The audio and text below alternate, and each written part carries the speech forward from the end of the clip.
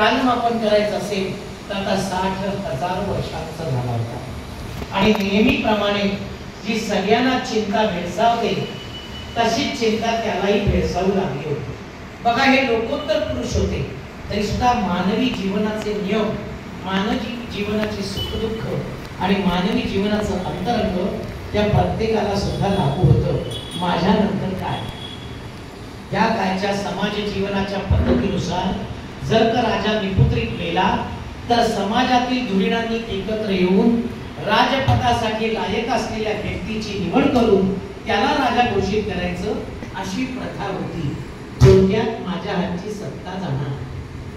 आज आपण सत्तेचा सारीपाट जेव्हा बघतो आणि त्यासाठी होणारा जो चिखल झालेला आहे सगळा तो राजकारणाचा बघतो त्यावेळेला आश्चर्य वाटायला नको।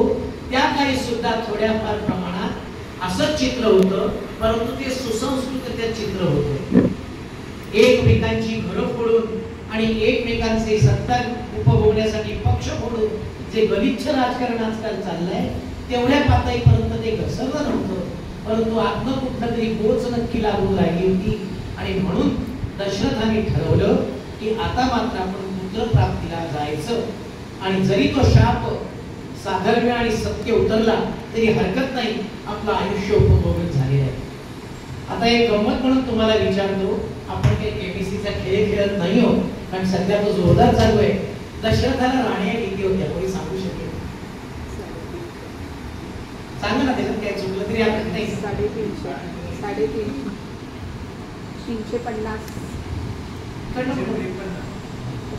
4 होत्या।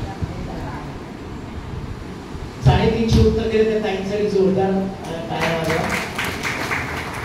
कारण 3 राण्या आपल्या सगळ्यांना माहिती आहेत, कौशल्या, सुमित्रा आणि कैकेयी। त्या काही राजांमध्ये अशी पद्धत होती की अनेक पत्नी, बहुपत्नीव्रत हे मान्य होतं, परंतु ते असताना राणी पदाचा दर्जा हा सगळ्यांना दिला जात नसे। राजा जे ठरवी किंवा ज्या नियमामध्ये बसत असत त्यांनाच राणी पदाचा दर्जा दिला जायचा। या तिघींना होता आणि बाकी त्यांच्या राणीवशात 347। तुम्ही 350 जरूर, तुमचं अभिनंदन, बरोबर सांगितलं। आणि त्यानुसार दशरथाच्या या 3 राण्यांपासून त्यांना पुत्रप्राप्तीसाठी त्यांनी पुत्रकामेष्टी यज्ञाचं जे आयोजन केलं। आणि आपल्याला सगळ्यांना माहिती आहे किती खरे किती खोटे म्हणताना तुमच्या मनावरचा रामायणातला वर्षोवर्ष बसलेला पडदा थोडासा हलका करणारे, दूर करणारे। अग्निदेव प्रकट झाला, त्यांनी तो प्रसाद दिला, राण्यांनी तो खाल्ला आणि मग पुत्र झाले, असं सर्वसाधारण पिक्चर आपल्या समोर दाखवलं जातं। अगदी अयोध्येच्या राजापासून रामानंद सागराच्या रामायणापर्यंत हेच आपण बघत आलेलो, पण तसं नाहीये। बघा, आता आपल्याकडे आज डॉक्टरी शास्त्रातली बरीच मंडळी आहे, कौमुदी सुद्धा ती आयुर्वेदातली आयुर्वेदाचार्य असल्याने वैद्यक शास्त्राविषयी बोलताना मला जपून बोलायला लागणार आहे।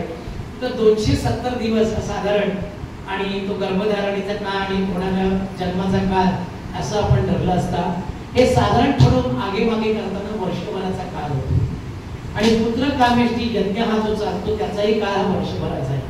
त्या यज्ञाची समाप्ती म्हणजे कुठच्याही व्रताची सांगता म्हणजे राण्या गर्भावर राहिल्यानंतर त्यांचा आता थोडक्यात आजच्या भाषेत डिलिव्हरीचं पिरियड जवळ आलेलं आहे, अशा वेळेला त्या यज्ञाची समाप्ती झालेली आहे। जरूर अग्निदेवानी येऊन आशीर्वाद दिलेले आहेत। त्या काळच्या माणसांचं कर्तृत्व किंवा वागणूक एवढी सच्ची होती की मंत्र सिद्ध झाल्यावर साक्षात देवतेला प्रकट व्हायला लागायचं।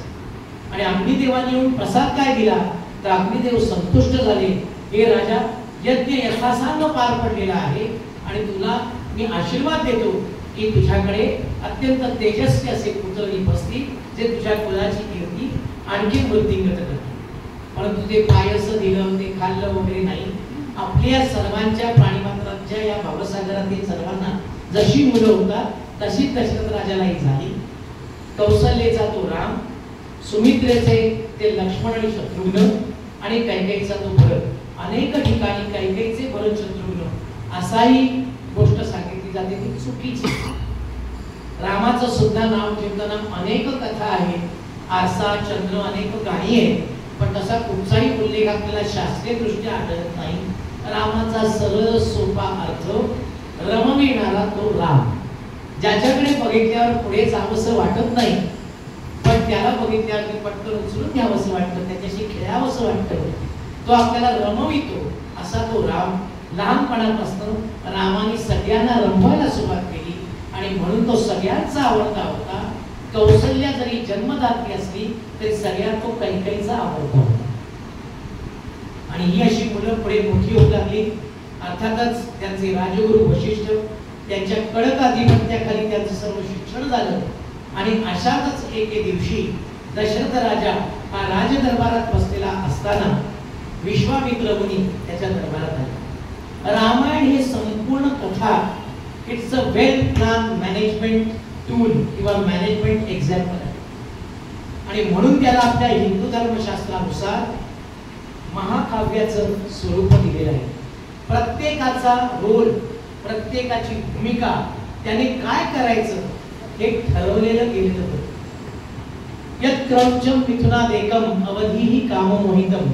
संपूर्ण पृथ्वी तलावरती छंदोबद्ध वाणी उमटली आणि त्या वाल्मिकी रामायणाची रचना झाली.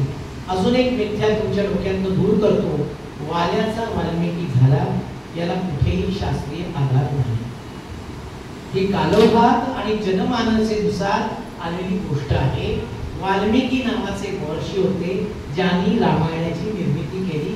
अत्यंत तपस्वी, तेजस्वी आणि शास्त्रामध्ये निपुण असे ऋषी होते.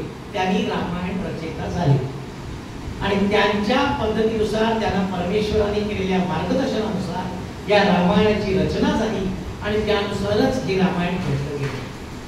त्यामुळे वाल्याचा वाल्मिकी झाला ही जनमानसातून आलेली कथा आहे.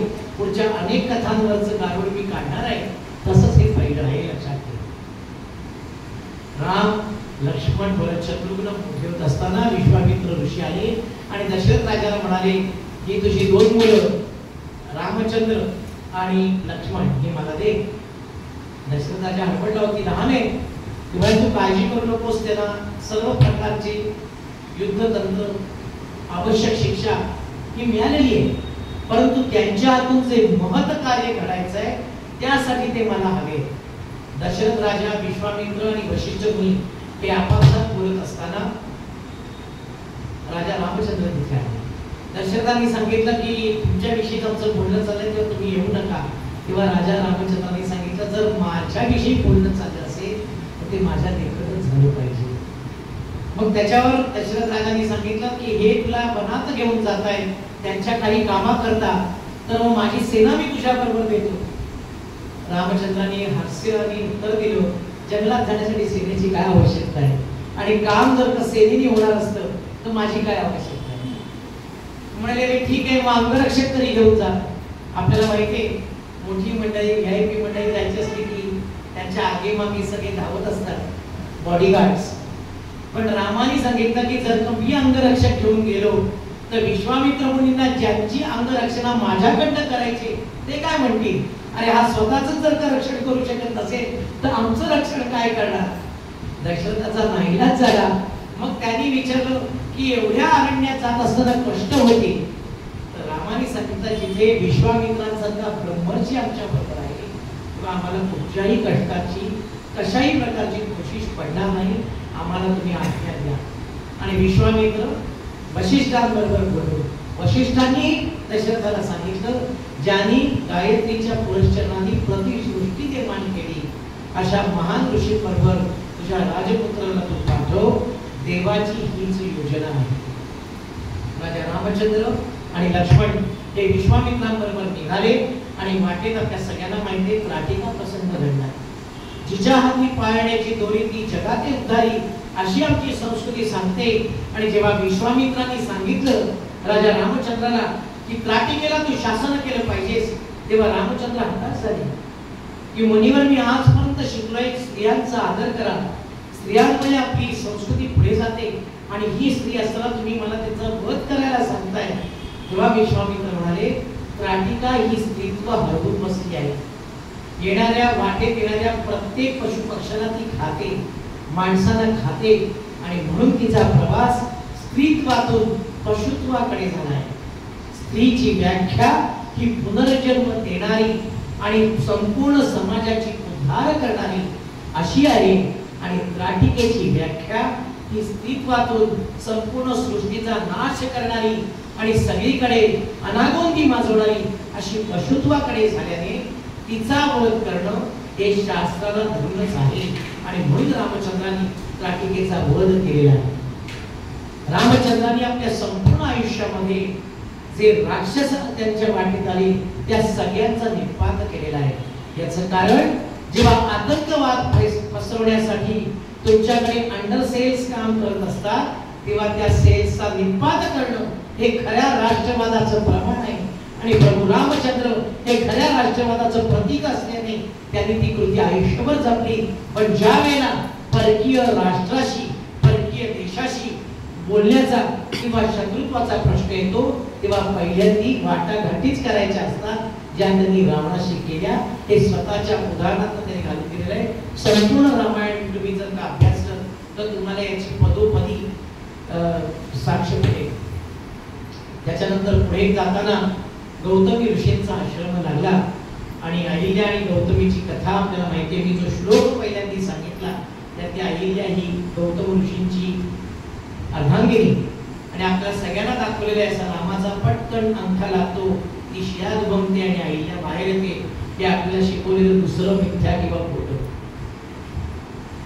गौतम ऋषी आणि अहिल्याचा संसार चांगला चाललेला असताना एक दिवस देवराज इंद्राला अहिल्याच्या सौंदर्याची भुरळ पडली आणि त्यांनी चंद्राच्या मदतीने त्या दिवशी ब्रह्ममुहूर्ताची वेळ लवकर आणण्याचा प्रयत्न केला. कोंबड्याच्या रूपामध्ये आरवला आणि गौतम ऋषी नदीवरती स्नानाला गेले. गौतम ऋषींचं त्यांनी रूप घेतलं आणि तो अहिल्याच्या कुटीपाशी आला. अहिल्याला सुद्धा ती सुद्धा अत्यंत साध्वी असल्याने कळलं होतं की आपले पती नाही, परंतु क्षणिक भुरळ तिलाही पडली आणि ती त्या गौतम ऋषी रूपी इंद्राशी रद्द झाली. गौतम ऋषी तपश्चर्येवरनं नदीवरनं आले असता त्यांना हा प्रकार कळला आणि अहिल्याला त्यांनी शाप दिला की तू सुशीला होतीस आणि ह्या प्रकारचं काम तुझ्याकडून घडल्यामुळे पापक्षालन करण्याकरता तू प्रायश्चित्त घे आणि तपश्चर्येने तुझं हे पाप धुवून काढ आणि तू शीलावत म्हणजे शिलेसारखी निश्चेष्ट होऊन एका जागी तप करत राहा. आणि म्हणून ती शिला झाली, पाषाणाची शिला झाली. अनेक चित्रपटातून सिरियल्स मधनं हे दाखवलं जात नाही किंवा आम्हाला शिकवलं जात नाही, पण हे सत्य आहे. प्रभू रामचंद्र ज्या वेळेला या अवतारात येतील तेव्हा तुझा उद्धार होईल असा गौतम ऋषींनीच तिला सांगितलेला साक्षात्कार होता. रामचंद्र आले, त्यांनी बघितलं की पूर्ण पापक्षालन तिचं झालेलं आहे आणि प्रायश्चित्त तिचं पूर्ण झालंय आणि म्हणून त्यांनी अहिल्याला त्यांनी उठवलंय आणि मोठ्या सन्मानाने अहिल्या आणि गौतम ऋषींचा जो पुढचा संसार किंवा पुढचं आयुष्य आहे त्याची सन्मानाने सुरुवात करत होती. आमची संस्कृती किती महान आहे बघा. गौतम ऋषी फक्त अहिल्याला शिक्षा देऊन नाही थांबले, त्यांनी इंद्रालाही शाप दिला आणि ज्याला टेस्टिसचं ऑपरेशन म्हणतात ते इंद्राचं त्यांनी केलेलं शाप दिलं. आणि त्या कथेनंतर संपूर्ण आमच्या हिंदू वाङ्मयात सनातन धर्मात इंद्राने आपलं दैवत्व घालवलेलं आहे. इंद्राचा परत कुठेही नामोडले किंवा देवांचं राजेपण सुद्धा त्याने लौकिक अर्थाने घालवलेलं आहे. तुम्हाला त्याच्या पुढे कधी इंद्राचा उल्लेख सापडणार नाही. रेफरन्स काढून बघा सर, पण हे कुठेही सांगितलं जातं. म्हणजे आजकाल संपूर्ण समाज बलात्काराच्या घटनेने ग्रासलेला असताना काही दिवसापूर्वीच बदलापूर जे झालं किंवा त्याच्याही अनेक घटना दररोज घडत आहेत आणि अशा वेळेला त्याला कुठची शिक्षा द्यायची तर ही आर्य सनातन वैदिक पद्धत की ज्यामुळे व्यभिचार केला ते अंग निष्क्रिय करणं, तुमचं सर्वोच्च स्थान हिरावून घेणं, पापी असेल तर त्याला शिक्षा करणं, ही आमच्या संस्कृतीने आखून दिलेले मापदंड आहे. पण चुकून मागतो परकीय सत्तेचा आमच्यावरती एवढा पगडा आहे की आम्ही वेळ काढत बसतो वृथा आणि त्यातनं ती बिचारी जी पीडित असते तिला न्याय मिळायला प्रचंड उशीर होतो किंवा बऱ्याच वेळेला न्याय मिळत नाही. आपली न्याय व्यवस्था याच्यावर संपूर्ण विश्वास आणि संपूर्ण आदर असूनही हे जे समाजात पसंत करतात त्यामुळे हे खेदाने म्हणावंसं लागतं की जर का या पापाला या पद्धतीने शिक्षा असती तर कदाचित समाजातलं चित्र वेगळं दिसलं असतं. याचा विचार कधीतरी आपली न्याय व्यवस्था सुद्धा करेल अशी खात्री मात्र वाटते. कारण भारत हा बदल स्वीकारणारा आणि आपल्या संस्कृतीत त्यानुसार बदल करणारा असा प्रदेश आहे. ही संतांची भूमी आहे आणि ही अत्यंत विचारवंतांची भूमी आहे. आणि जे जे चांगलं आहे, उदात्त उन्मत आहे, महन मंगल आहे, ते आम्ही स्वीकारतो आणि नुसतं स्वीकारत नाही, ते आचरणातही आणतो. अशी ही आमची संस्कृती आहे. याच्यापुढे अर्थातच राजा राम, लक्ष्मण आणि विश्वामित्र मुनी हे जनकाकडे